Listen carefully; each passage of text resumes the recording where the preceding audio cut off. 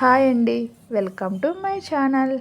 ఈరోజు నేను మీకు ఎంతో టేస్టీగా ఉండే సపోటా జ్యూస్ని చూపించబోతున్నాను.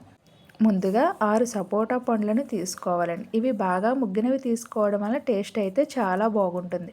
ఇప్పుడు దానిపైన ఉన్న తొక్కని తీసుకుని దాని లోపల ఉన్న గింజల్ని కూడా తీసుకుని ఒక బౌల్లోకి పెట్టుకోవాలి. మనం 6 సపోటా పళ్ళు తీసుకున్నాం కదండి, అవైతే ఒక కప్పు అయినవి. ఇప్పుడు ఒక మిక్సీ జార్ తీసుకుని ఈ సపోటా పళ్ళు గుంజిని దాంట్లో వేద్దాం. ఒక గ్లాస్ పాలు కూడా యాడ్ చేద్దాం. ఒక స్పూన్ షుగర్ కూడా యాడ్ చేద్దాం. ఇప్పుడు కొన్ని ఐస్ క్యూబ్స్ కూడా దాంట్లోకి వేద్దాం.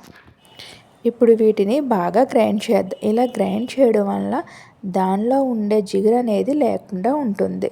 ఇప్పుడు వీటిని ఒక గ్లాస్లోకి తీసుకుని దానిలో ఒక స్పూన్ హనీని అయితే యాడ్ చేద్దాం. ఈ హనీ యాడ్ చేయడం వల్ల జ్యూస్ అయితే చాలా టేస్ట్గా ఉంటుంది. ఇప్పుడు ఎంతో టేస్ట్ అయిన సపోటా జ్యూస్ తయారైంది.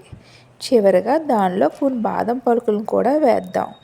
మీకు నా వీడియో నచ్చితే లైక్ చేయండి, షేర్ చేయండి, సబ్స్క్రైబ్ చేయండి.